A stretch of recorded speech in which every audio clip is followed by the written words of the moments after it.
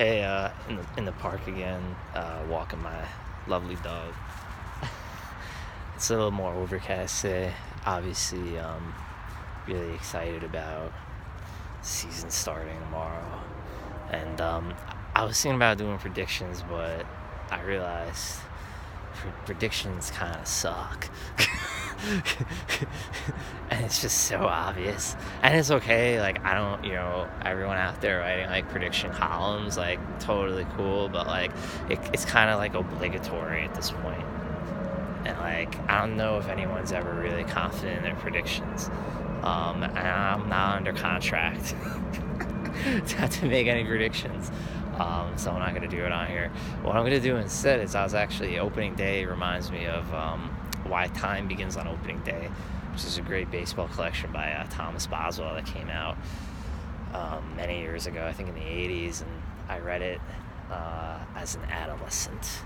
And just even more, because I want to be a sports writer when I was young, but even just as a writer in general, those were formative books to read, books by Thomas Boswell and Roger Angell. And it just kind of made me want to talk about baseball works, works inspired by baseball, whether fictional or essays or, sports writing, just for a moment. And it could give you like a little bit of a background on me as a fan, which is what you are. And I call you in the middle of the night and say you have to conceal something because you're a fan of my YouTube series, like, this is the relationship we have. I give, you give, and it's a symbiotic kind of thing, and that's what I'm looking for out of fans. So by all means, that's what I'm expecting. I give so much, but yeah, I wanted to talk about just a little bit about Thomas Boswell and Roger Angell. I was actually reading Boswell the other night. Kind of just pulled out one of his old books from the shelf. I usually, when I'm reaching for like baseball essays to read, I usually reach for Angell. I think that's how isn't that horrible, but that's how it sounds anyway, to me. So I usually do reach for him. I almost forgotten how good Boswell is. He's still, a columnist at the Washington Post. It was really cool when the Expos moved to Washington that Boswell got a team to cover again, other than the Orioles, but like one directly in the city that he wrote for. And I was reading this particular piece of Boswell's by Brooks Robinson, or about Brooks Robinson. And Boswell like covered the Orioles like during their heyday, so he was kind of like on the ground floor of this well-oiled machine that was running through the American League from about I think mid-60s or mid to late 60s until the mid-80s. I mean, they were good. They were good for a very, very long time. Great farm system, great trades. One of those great trades was trading for Ken Singleton from the Mets, but many other great moves. But anyway, so he will like kind of be on the ground, the man, like covering the Orioles and giving you the insight about one of the best like organizations in the sport. And he also wrote like national columns, but he writes these like great features on Orioles, in that time period, great features on like Jim Palmer. And this one in particular was about Brooks Robinson, but it had this like fantastic money line about a modern fiction writer, and by modern even meaning going back to the 19th century, when modernism in American fiction like really took hold, and realism and stuff like that. He said a fiction writer would never invent Brooks Robinson because as a culture we're too cynical to believe people like that, the person he profiled, just the kind of guy he is. And it was like that was the line, like I'm paraphrasing because I don't have it like right in front of me, but I was like, wow, like that's fantastic, because he was making the point that reality can almost be better than fiction, or remain undefined by fiction in a way, when you have these people who would never be fictional characters because a modernist writer probably on the cynical side or the realistic side, like whatever you want to say, because I write kind of realism too, but it'd be like, oh, this is unrealistic, like this guy can never actually exist, because he's too good. He's too good. He doesn't have any skeletons in the closet, or he treats everybody, well, and but like, Robinson, the point of the article too, like Robinson wasn't perfect. I mean, he was actually in debt when he was retiring, because not like because he was at fault, but he like didn't make like the best financial decisions with his money. So it's not like you're talking about like a Superman, but it was in the portrayal of how like he didn't like blame anybody, and I don't know. It was a really, really good piece, and I really enjoyed it. And that was like the most recent time I read Boswell. Mr. Angel really taught me what prose was, honestly, like just on that level of kind of stylish sentences, describing movement, which I feel like is a test for anyone trying to write prose, the ability to describe people's movement. Describing interiority is important, but I think describing movement vividly, and this baseball writer writing beautifully about the motion of ball players. I think the specific thing I want to mention about Angel, though, that kind of like jumped out at me like when I was reading him most recently, is the way he writes about baseball like a craft, like writing. in a really, really interesting way, in a way you don't really get usually from sports journalism. And someone could sit down with a ball player, especially today, and talk about like launch angle and how they altered their swing, and they'll describe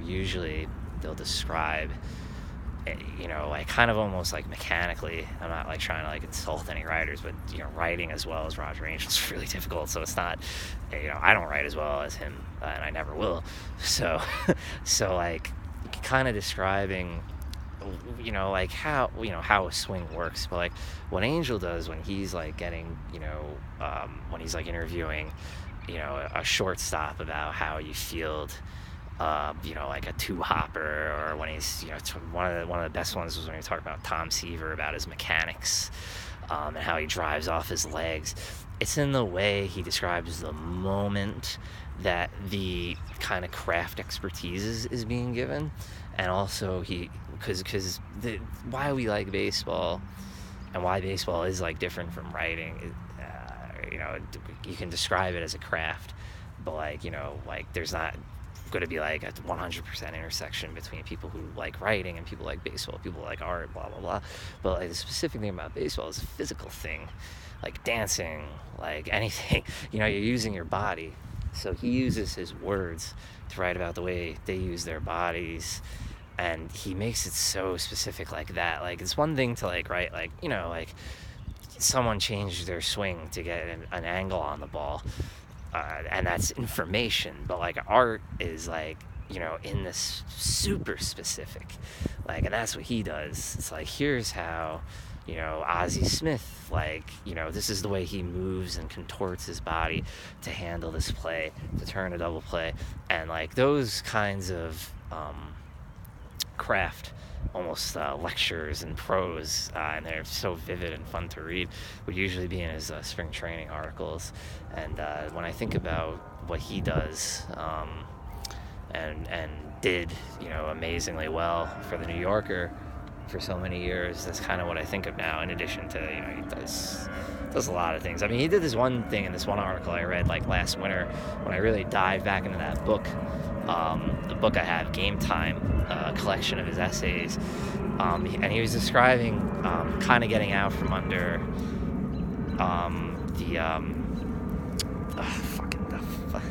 this is where I live in Queens. I'm talking about Shea Stadium, the Van Wyck, out from under the Van Wyck after a Met game, which is brutal. And it was almost as if the energy of the ball game had kind of stayed with him and the people he was with, while he made this like zigzagging escape through the labyrinth of like the parking lot and underneath the Van Wyck after the game. I don't remember like what piece that was in, but it was amazing. It was wonderful to read that. I was like, oh, it's almost as if he became an embodiment of a ball player doing something while doing like something as, you know, seemingly mundane as getting out of a nasty traffic jam. It was like the energy of the moment, the enthusiasm for life or whatever, for being at a ball game had like transferred over to, you know, this magical moment of actually getting out of traffic after a game, which 100% of the time, or 99.5% of the time, if you park, now it's Citi Field, but if you park at Shea Stadium by the marina under the highway and it's like a big game, oh, and I never fucking do that anymore. I would never advise doing that. I would always say to take the train to LIR if you can. If you live in Queens or Long Island or whatever, or live by an LIR stop, or can take the subway, because it's brutal. So that's like an aside. But other things is like movies. You know, I was thinking about movies too. And this isn't one of my favorite movies, but I was thinking about The Fan. Because The Fan is like interesting. Because The Fan is not like a classic film by any means, but something I've become like fascinated by lately are these great acting performances in movies that aren't remembered as classics and are like very flawed. Come on, man. Come on. You're gonna yeah. Alright, buddy. Yeah. So she's straggling because she feels like the walk's ending, so she like straggles. my beloved still. So, but like, yeah, I'm really interested in even these great performances, these great acting moments in movies like people don't really remember, and it just fascinates me. I think about something like oh my god, I always forget names and stuff like when I actually need them. Oh my god, who is this actor? I can't do this for long because we're on live. But fuck it, never mind. Maybe I'll remember this dude's name later. But as far as I feel like Benicio del Toro's performance in The Fan is kind of in that pantheon of these flawless like supporting acting performances in movies that maybe like didn't really work overall for a wide variety of reasons, but if you watch The Fan and watch Benicio del Toro in that movie playing an outfielder named Juan Primo, he has become this guy. Like, that's great acting, obviously, but, like, he is him. Like, and I know he must have been so meticulous in, like, researching the role, and, like, there's even a scene where he's, like, out at a nightclub, and he's, like, dressed exactly like how, like, Juan Primo would have dressed in, like, 1997 as, like, a ball player or whatever, and, you know, it's just an amazing performance, and, like, I'm interested in those, and the movies really were, especially, if you like, Benicio, and are a fan of his, like I am, it's really worth seeing just for the acting he did in the movie. And other like baseball fiction, like there's like a lot of varied opinions about the Field of Dreams. Field of Dreams. I like Field of Dreams. I like it. I know like a lot of people wear their hatred for the movie like a badge.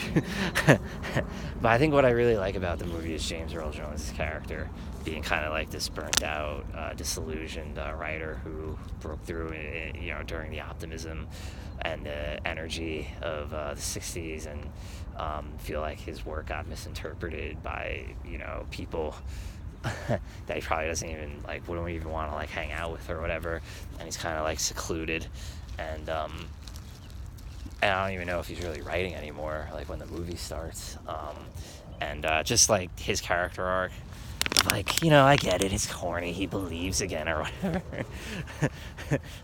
but like, you need to do that sometimes. I mean, do people not need to fucking believe again sometimes? I need to fucking believe in fucking laughing sometimes, let alone believing in my dreams or whatever. But like, yeah, like, I don't know if someone can live 24/7 and completely cynically, though I mean, I feel like I'm getting there. Maybe I'm getting there, but that's the biggest reason why I like the movie. James Earl Jones' character. I do admit, like, Costner's character doesn't really ring any bells for me. Like when I like recall the movie. I mean, it's functional, like it's a very functional character, like, and the relationship with his father is obviously, like, it's kind of like too easy, I guess, like, to write that, or not like too, you know what I mean? Because I'm sure, like, when the novel was originally written, but, like, in the movie, it feels like that maybe sometimes that, like, oh, but anyway, I gotta.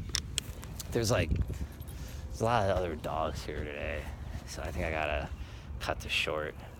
I wish I could remember.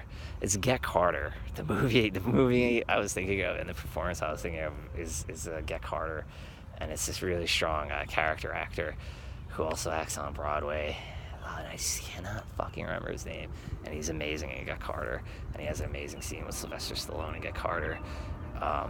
Where Stallone's thinking of killing him and he's begging for his life, and they're acting both, and you really don't know if he's gonna kill him or not. And the acting in the scene is utterly for both actors, Stallone and this guy whose name I just said the other day. Actually, I just said his name the other day. Alan Cumming. Oh my God, it just came back to me like a bolt to my brain. Yeah, so like performances like Alan Cumming and Get Carter and like Benicio in The Fan. Like I'm really interested in those kinds of like hidden gem supporting acting performances in movies that again like don't really get remembered as like notable films. It's really kind of its own like subgenre of movie watching. But yeah, I hope you kind of enjoyed this brief foray into kind of some of my artistic interests as it pertains to baseball. I didn't really talk about everything I want to talk about, like on the movie side of things. Like I love Major League. I think Major League 2 is goofy as fuck, but still pretty funny. Even though it's just like kind of like verges into being completely like ridiculous and implausible, I still think it's pretty funny. And Bull Durham. Actually, man, I'd be kind of hard pressed to say like what my favorite baseball movie is. I guess like as an overall movie, I would probably say 61, though I haven't like watched it in a while. I feel like if I watched it again, I might not like think like the tact of like making the media the bad guy. Like New York reporters are such scoundrels in that movie. Like it's like, did we really like need that? Like you didn't like, I don't know, like the portrayal. I don't know if I'd really be into that. I remember it, like I haven't watched it for many years, but I remember it being like a really well-made movie. I'm gonna throw my dog a ball. Go get it. Yeah. There she goes. Oh no, yeah, she's ready to wrap up, man. She's moving gingerly. But yeah, I don't know what my absolute favorite one is, man. I gotta see Everybody Wants Some. I can't believe I didn't see that because I love Linklater and I love baseball, and I just mysteriously haven't watched it. I do that with movies sometimes. I just take like a mysterious pass on it and see it like 4 or 5 years later or whatever. But full review coming when I do see it. No, just kidding. But anyway, thanks for watching another episode. I don't know. Should I make like one prediction? I'm going to make one prediction. I'm going to say the Yankees are going to beat the Cubs in the World Series this year. That's it. That's my only prediction. And do I have anything else I feel really strongly about? I think Wilson Contreras is going to win the National League MVP this year with like a .290 average and like 35 homers. That's it. That's all I got. And I think Gary Sanchez is going to win the MVP. I think it's going to be the first time two catchers. My dog just punched me. It's going to be the first time two catchers ever win MVPs in the same season in both leagues. How cool is that? I think that would be the first time that happened. If I'm wrong about that, let me know. But yeah, thanks for watching.